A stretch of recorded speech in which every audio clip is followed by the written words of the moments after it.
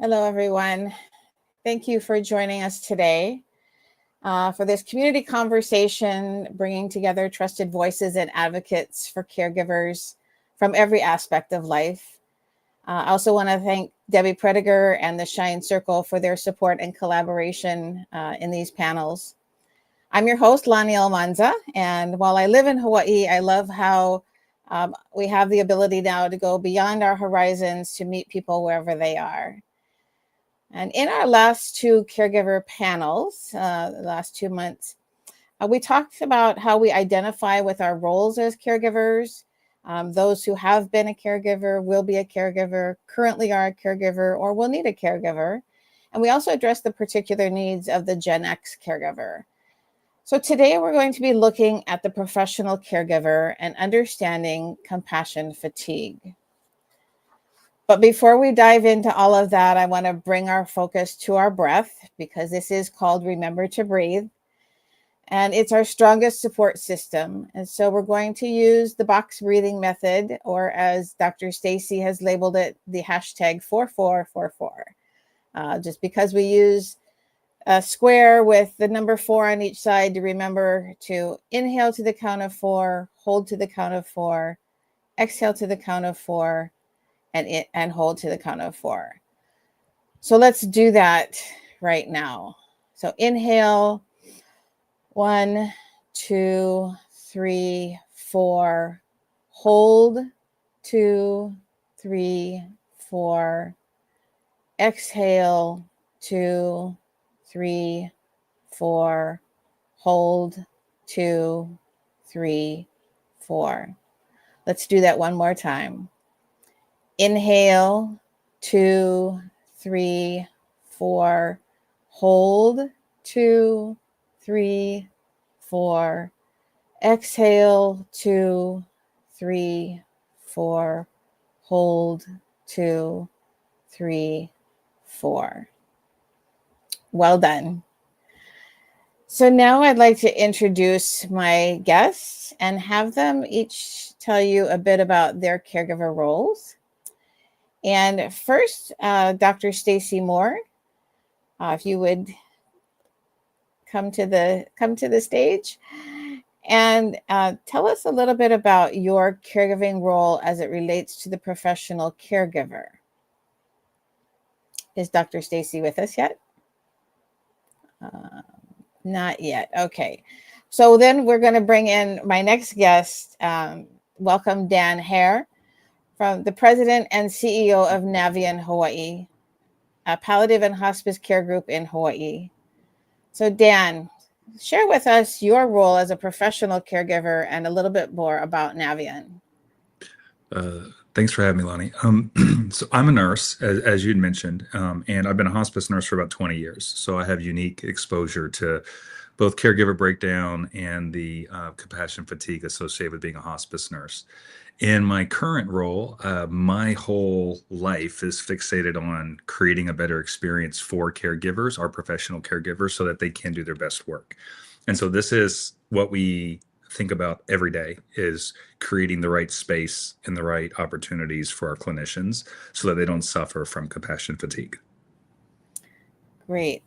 And that's exactly what we're going to dive into, is looking at understanding this topic of compassion fatigue, which might sound similar to caregiver burnout, but it has some distinct differences. And I realized this morning, as I was preparing for this, that I recently have been given this title of Compassionate Presence Mentor within the Shine Circle community. And it just dawned on me that that really came out of my experience from both caregiver burnout and compassion fatigue. Compassion fatigue was working with the American Cancer Society and working closely with patients and their families. And then with caregiver burnout, my own journey with my son Jacob and his cancer journey and passing. And so the definition I found for caregiver burnout refers to a state of emotional, physical, and mental exhaustion, and caused by prolonged stress of caregiving. and versus compassion fatigue, which is defined as a condition that affects caregivers who are constantly exposed to the trauma and suffering of others, which is unlike caregiver burnout, and develops gradually. And compassion fatigue can come on suddenly with a particular traumatic event. So let me ask you, in your experience as both a nurse and the leader of professional organizations in this caregiving space, what has been your experience with both caregiver burnout and compassion fatigue? Let's start with burnout. So burnout is how we struggle with it here is load for our clinicians, the amount of patients that they need to see in a day, because what we do is so important, and every family needs us pretty much every single day, and we serve almost 400 patients a day, and so there's a lot of stress on our clinicians to see patients each day. So that kind of ongoing day after day after day of just doing long days, traveling via car to various parts of the island, all of that creates a breakdown that's both a fatigue issue, because these are long days and long weeks and long months, and a lot of our nurses have been doing it a long time.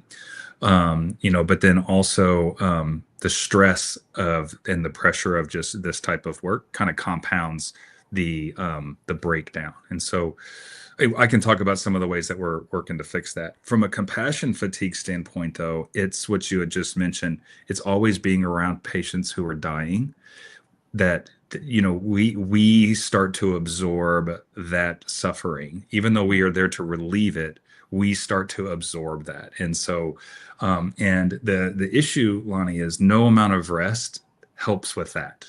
We have to create space to get away from those environments, and then rest in a different way. It's not just getting sleep, but it's turning off our mind, getting around things that bring us positive energy, all that type of stuff. Those are the things that we work to do with our clinicians, so that they're not just always seeing back to back to back, very sick, very emotional patients. And so that's kind of how we structure it to kind of give that break from always having to absorb what's happening with your patients and your families. Yeah. So in your experience, have you experienced either or both of those? And how did you kind of get through that? So personally, as a hospice nurse, I suffered through a lot of compassion fatigue when I spent a lot of time in our hospice inpatient unit when I still lived in Kentucky. And so I would be there for very long shifts, and very, very sick, very, very sick people would only come to, it's like a mini hospice hospital, hospice inpatient unit. And that plus the compounding emotional situations with families kind of creates this perfect storm for a nurse who's in the bedside just trying to take care of the situation and bring a peace. And so it doesn't take long for that to really start to wear on you. And then I think the worst couple of week stretch that I had, Lonnie, was we had a kid in our inpatient unit, and I think she was 6 years old, and that was really hard because my kids were about that age at the time. So that really created a lot of compassion fatigue for me. From a breakdown standpoint, as a professional whose my only focus is to care for the clinicians and the caregivers that deliver our care, I left a position on the mainland because I couldn't do what I knew everybody needed to do. There were some constraints with that role that didn't allow me to provide the best experience for our employees, and that created a breakdown for me as a professional and as an operator, because I wasn't able to deliver what I knew these clinicians needed. So those are just two examples of how I've in my professional life had to handle both. Yeah. Thank you. And welcome, Dr. Stacy Moore. Let's have you introduce yourself and tell us a little bit about your caregiving role and how it relates maybe to the professional caregiver or to the caregiver burnout or compassion fatigue as you understand it. Today is the example right here, right now. So thank you very much, Lonnie, for having the series and for allowing me to participate. Dr. Stacy Moore, AKA the operator, and on this side of it, caregiver advocate, and currently full-time live-in caregiver. And boy, talking about the professional versus the actual, maybe you'd say more lay caregiver and those roles. This weekend has been the experience. My stepfather is who we are giving caregiving for, and my mother will be 80 in November. So I'm assisting in order to help preserve her life. And he has been struggling with some upper respiratory. We don't even know exactly what it is, but antibiotics and all of that. Now, even as a parent, that antibiotics then causes drying out, right? So that's what it's supposed to do, to dry the mucus up. But when you have somebody that has dementia, we're also talking about now having issues with the bowel, and he already has issues with the bowel. So we are fighting with one medication to heal one area of the body that then causes a secondary result. Being on hospice, that means they're in a make them comfortable mode as opposed to let's see what we can do to fix this and to test. So we are currently fighting, and just had to have a conversation with a nurse who says, just give him more water. Well, he's not drinking.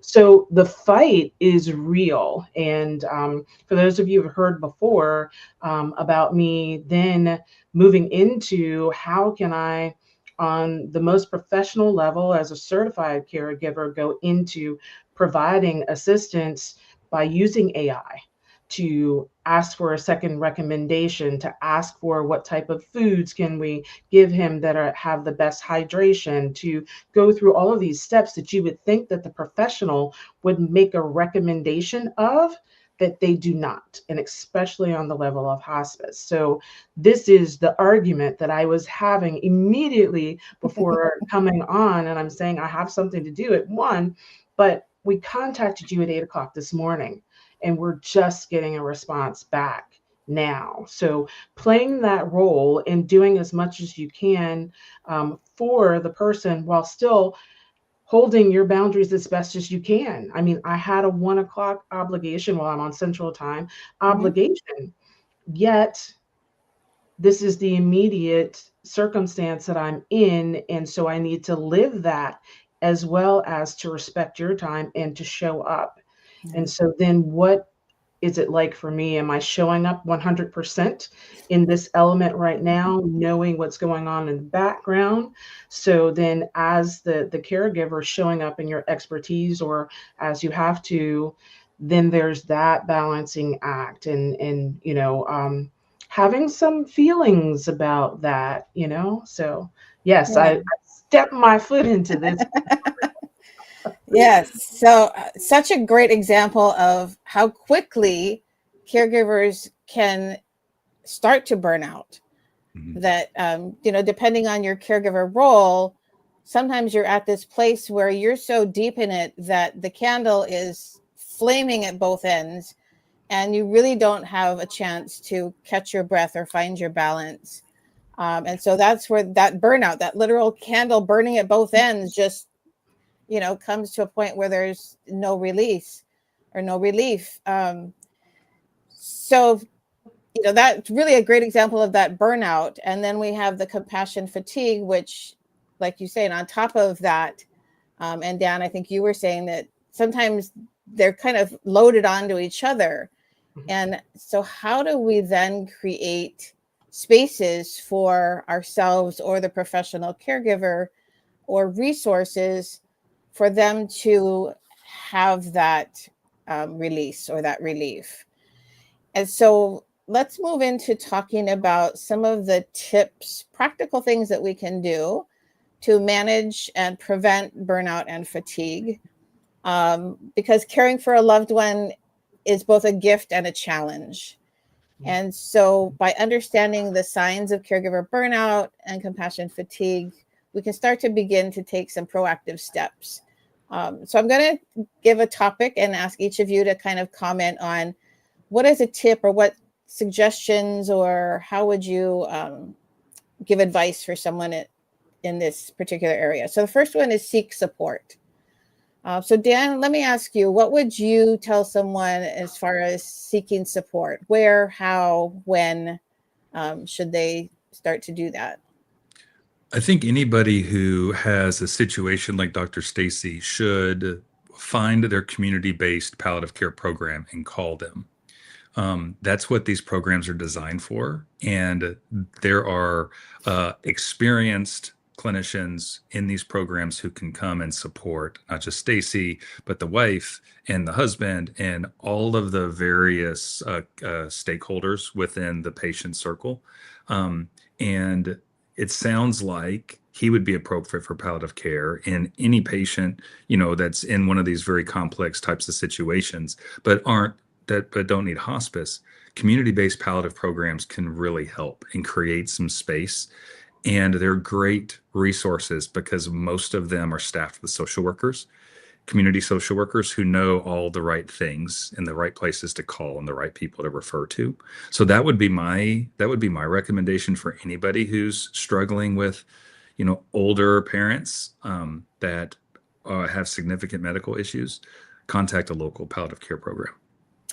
Yeah, I love that advice because when Jacob, my son Jacob, was in his last few months, that was what we were supported with, and I was actually a little upset that it didn't come sooner.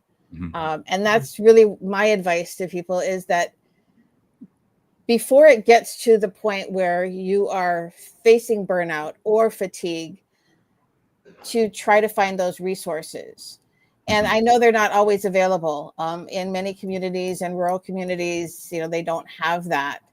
But for me, it was, I wish we had known sooner, Mm-hmm. or that the resource had been provided sooner rather than later. Because I know it would have made a difference for me and my family. So Yeah. Dr. Stacy, what about you? When someone says seek support in this arena, what advice or tip would you give them? First and foremost for me is having that one person that you are vulnerable with and will tell almost anything to, so that you can speak to your emotions and be honest about them.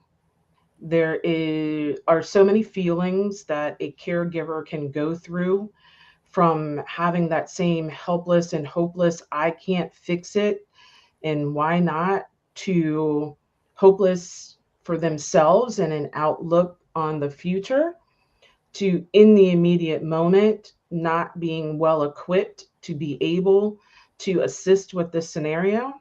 And I need to have someone, and the people that I am now starting to reach out and advocate with, have a person, at least one, that at 2 a.m., if you're struggling, if you're still up because your mind is still going, or your loved one has sundowners and now they are still attempting to leave the house to go home somewhere that may be 1,800 miles away from where they currently live now, that you have a resource to text and to express that without them going into fix it mode because they can't fix it.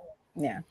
Just to provide you with that comfort of identification that your feelings are valid. Yeah. And that's sometimes what we struggle, because so many people will say, well, you shouldn't feel like that, and you have this type of care. And then I will back Dan up with palliative care is the sub support that we do have in the middle, but how hard that was for me to seek that out. I am in a rural town, and it wasn't until I became certified, and that was because I wanted to know as much as possible personally, how can I assist? What are the basics beyond the CPR and all of that? What are the basics that I needed to know? And what were the resources that were available?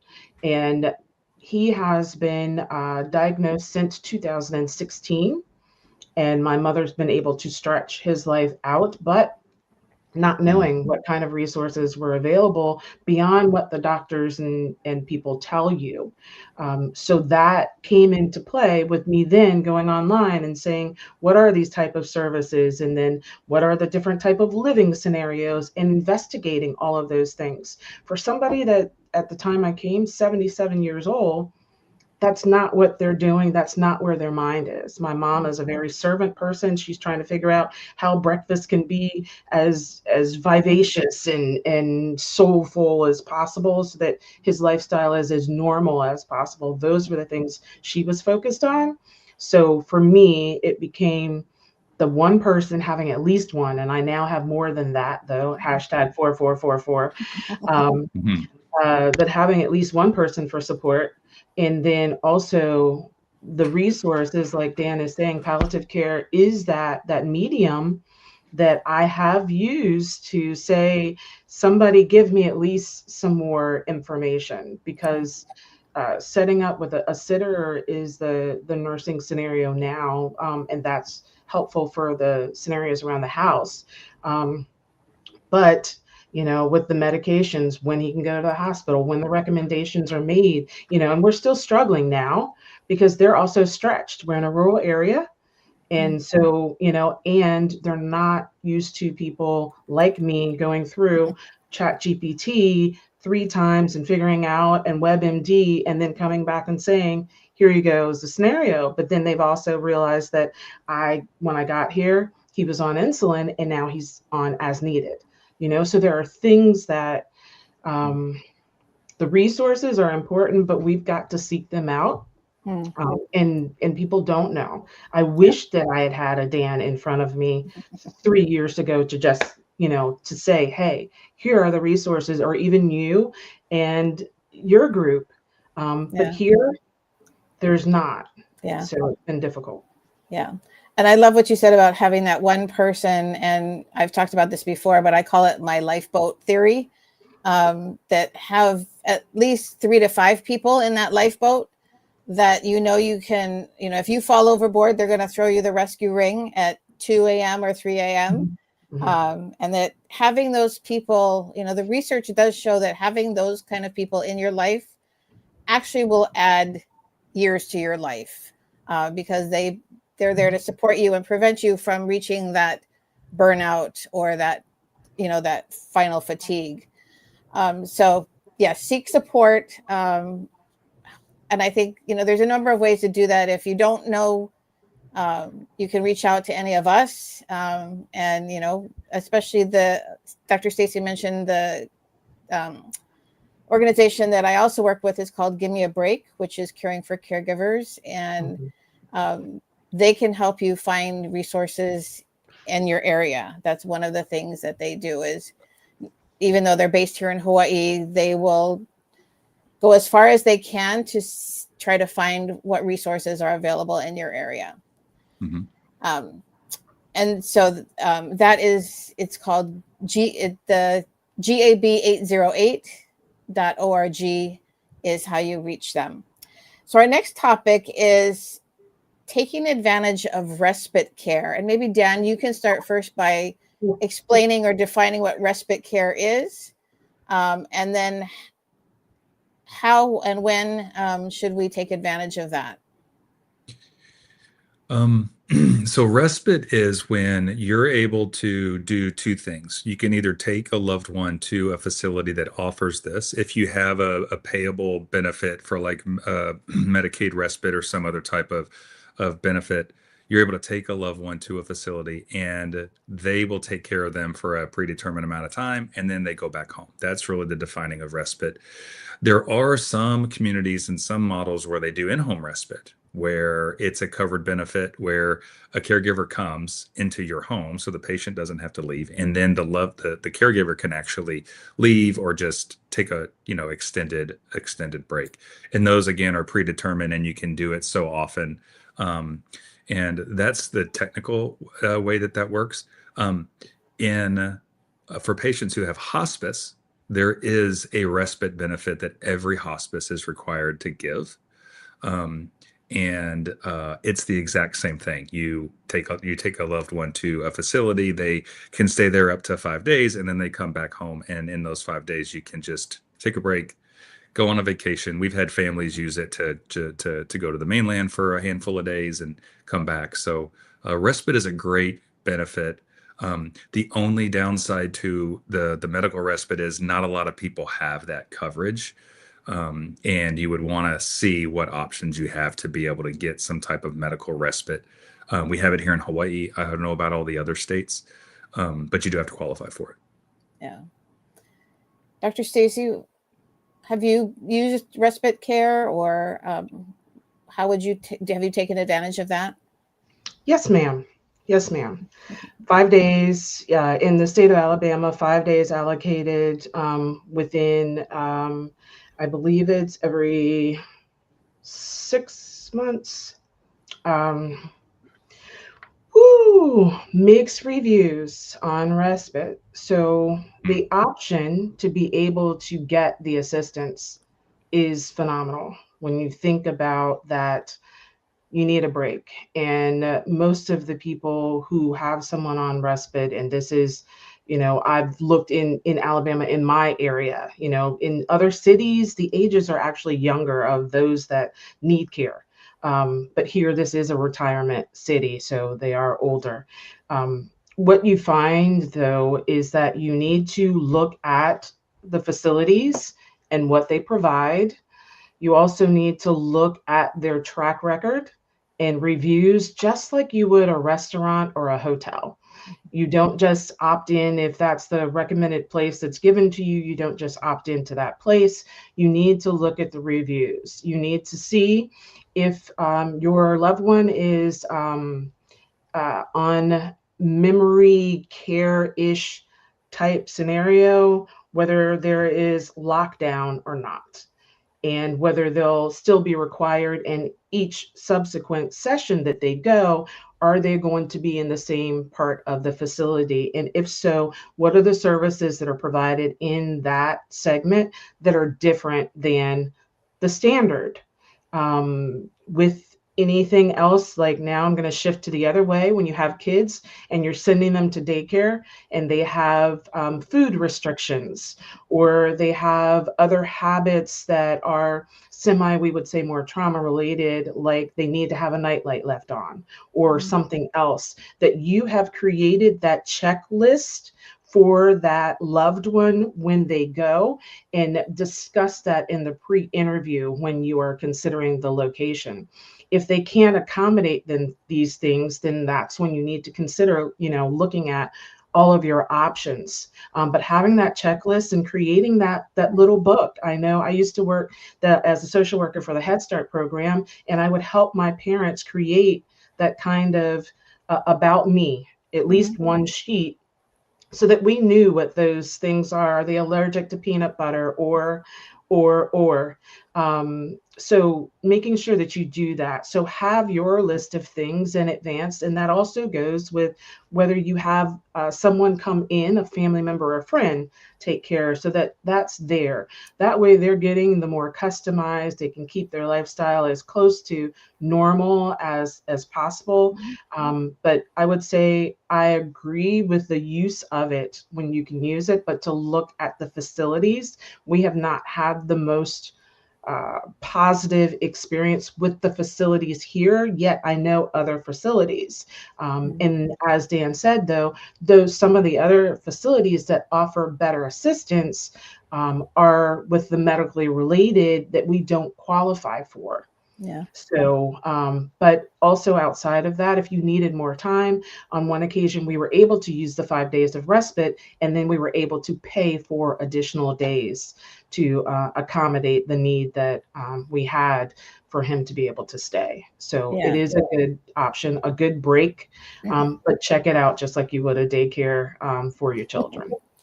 I like that analogy between the beginning of life care and the end of life care. There's a lot of similarities. And I love that about me sheet. And I also want to just mention that I know here in Hawaii, and it might be available across the US, but but there are volunteer organizations who also offer in-home respite. And it's really not the medical respite, but it's, sort of the first tier or the lower level where someone will come in to sit with someone for a couple hours while you go to the grocery store or just take a nap like that, or take a shower. I know that's sometimes caregivers are like, I just need to take a shower without worrying about somebody trying to get out of the house. So check out volunteer services as well.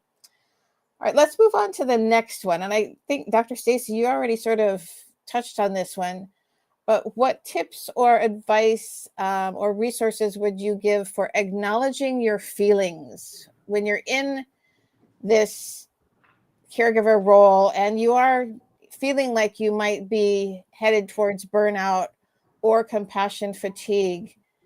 How and when and with whom do you acknowledge those feelings?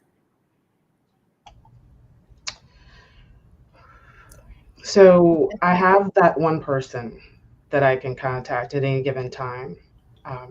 When I started the journey, and then that person then fell into the journey as well, which created a lot of mix match time. And then what we didn't want to do is to have it turn into trauma bonding with the how bad this is on this side, or this is my scenario.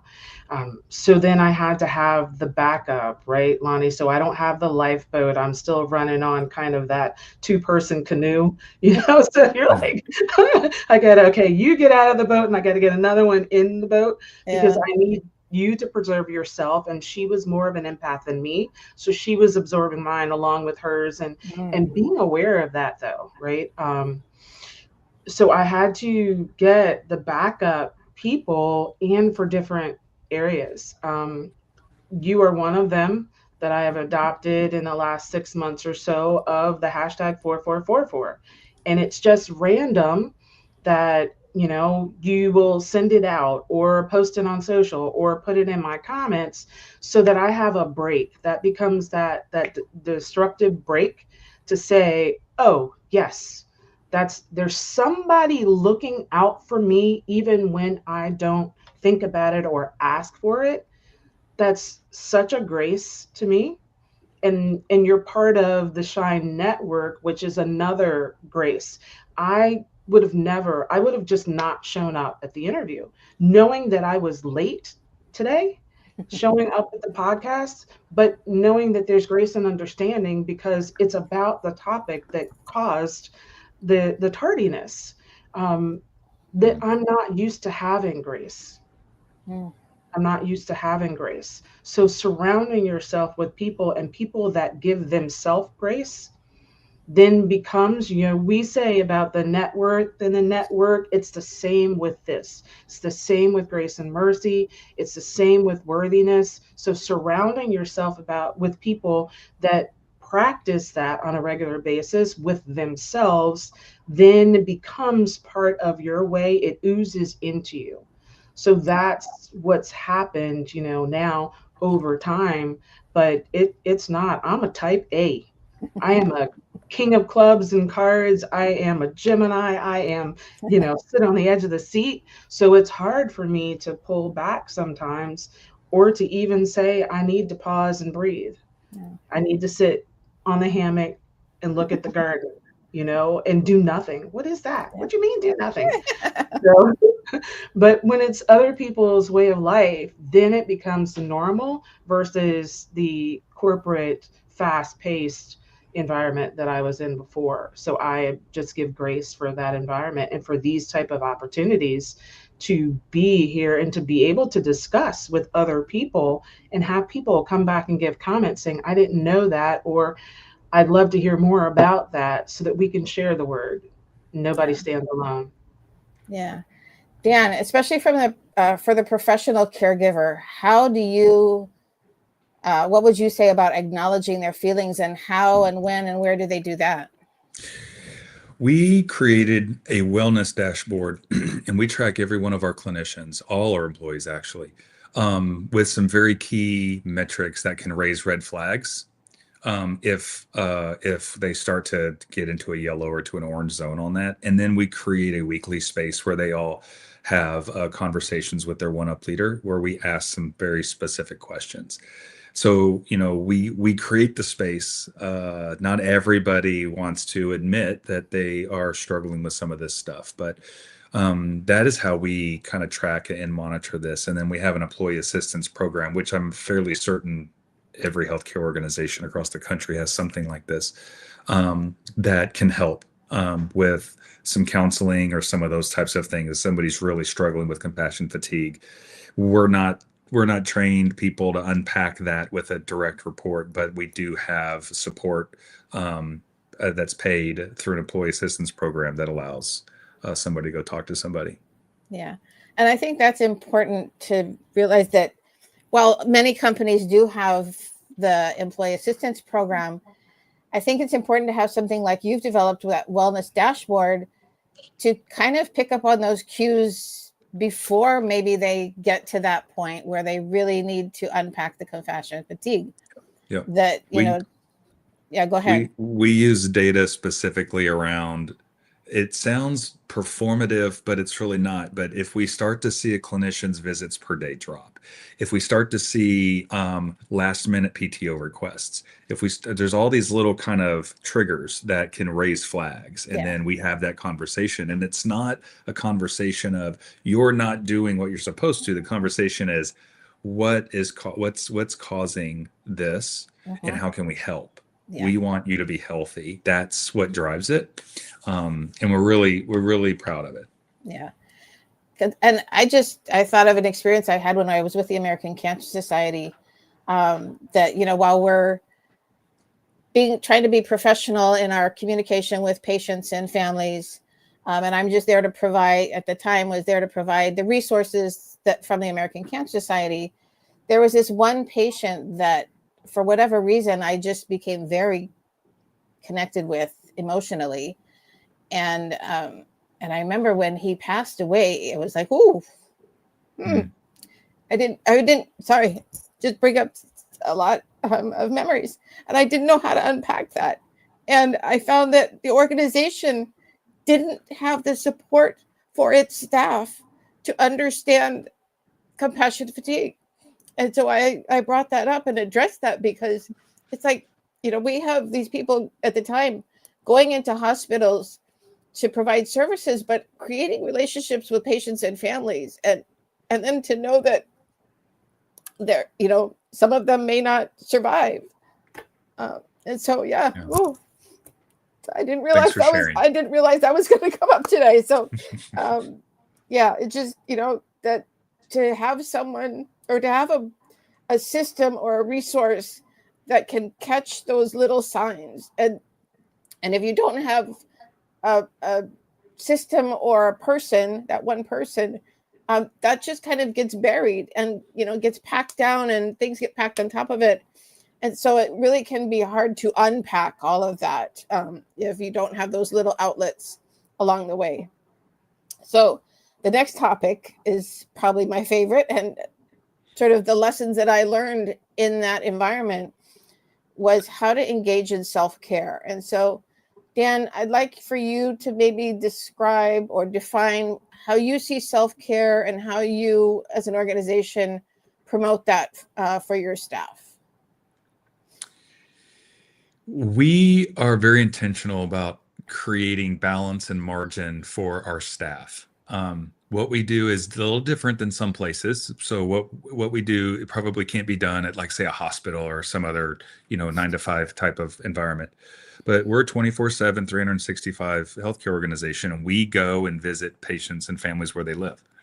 And so we create a lot of margin with our staff to let them come and go as they need to, as long as the work gets done. If they need to stop in the middle of the day and go do this, or if they need to go see a kid's event at school or whatever that is, we don't get in the weeds on how they spend their time. We just get in the weeds on making sure that the patients that they're supposed to take care of that day get it done. So the point for us around rest and self-care is we allow our professionals to make that judgment themselves. And if they need space, they need space.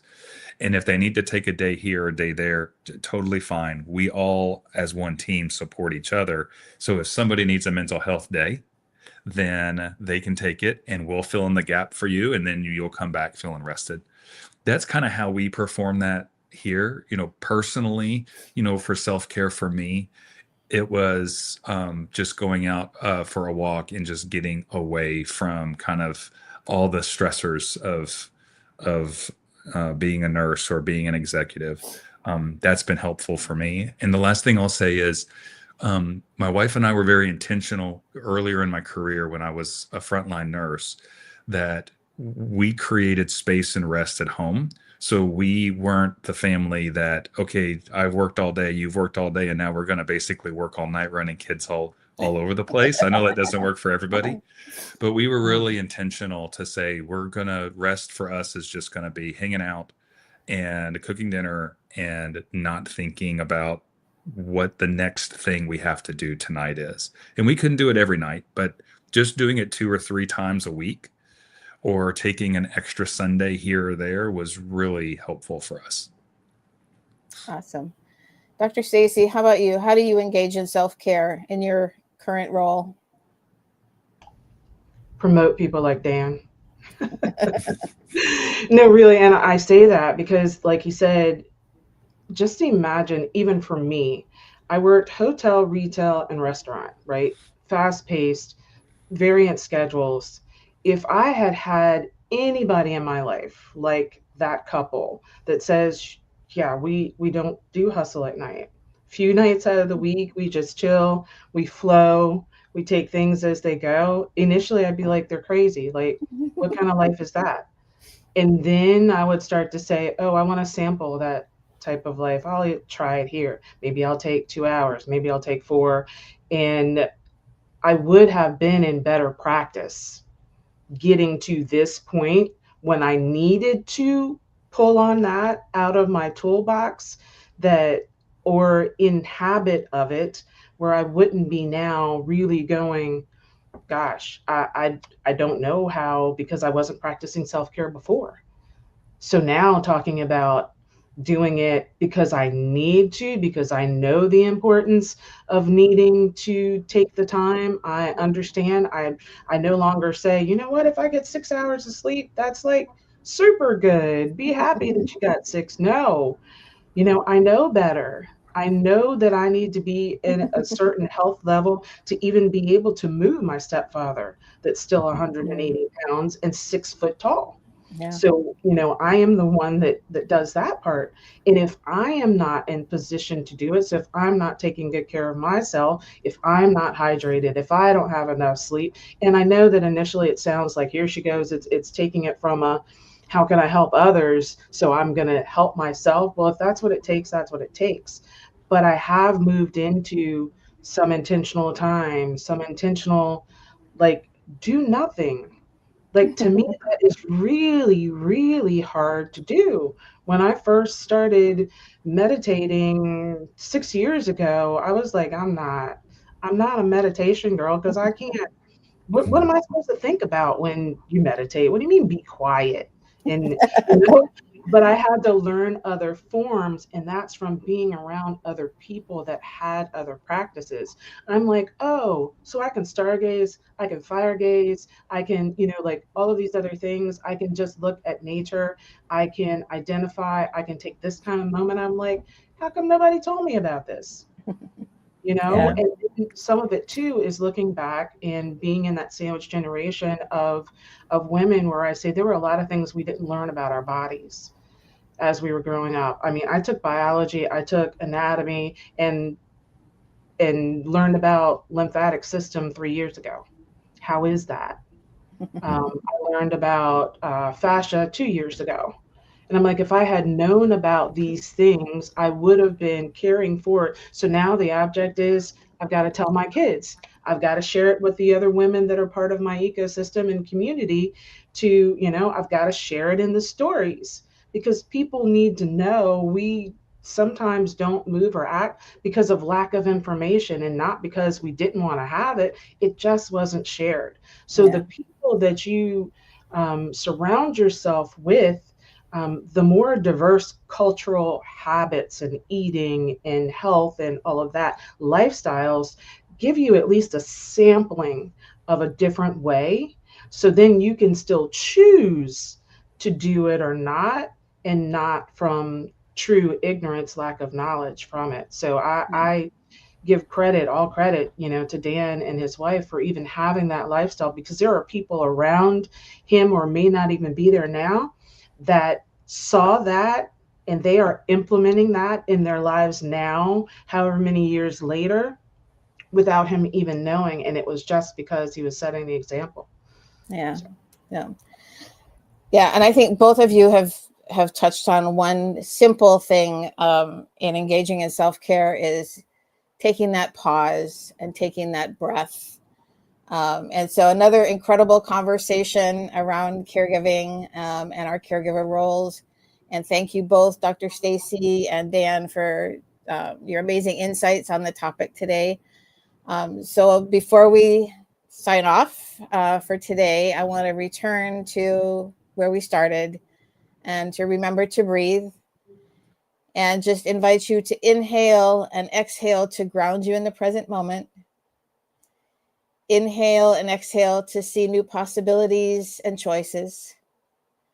And inhale and exhale to take the next sacred step in your caregiving journey. So any last words, Dan, that you would like to share before we conclude today? Just my gratitude for being here and for your effort to be able to help strengthen caregiving.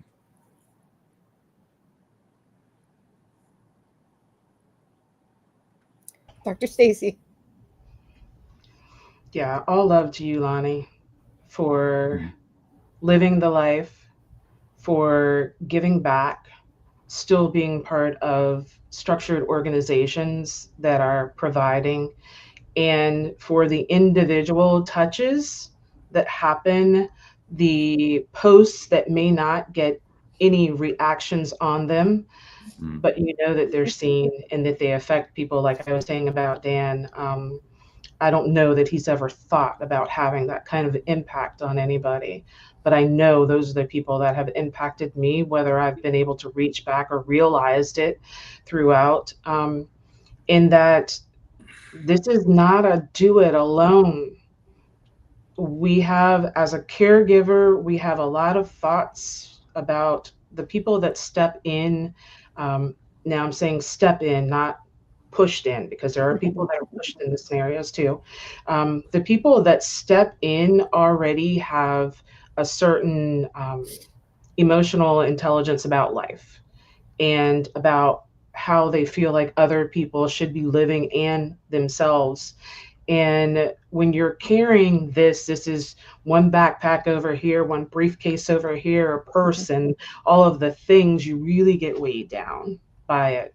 So you can't do it alone, no matter what the scenario is. There are people out here now that are saying, I have no need for this conversation.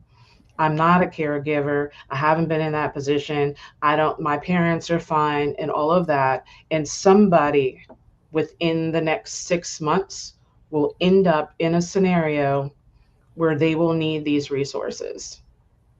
And so spreading the word, as Debbie said, the ripple effect of all of the things, living the life.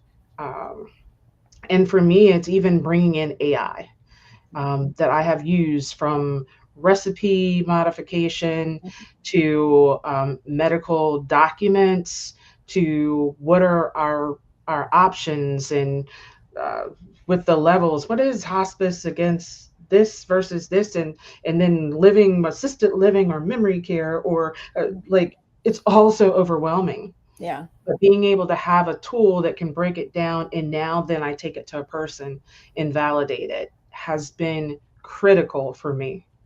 Yeah. So that's what I would say, is don't do it alone. Watch what's going on around you. Be prepared in advance. Have the information. It may be you, it may be your best friend, it may be someone else. But when you have the opportunity to receive the information, to do it, store it and put it away so you can have it to pull out later. That is such a great segue, because our next panel in September, September 14th, is where we're going to return to that topic about being prepared.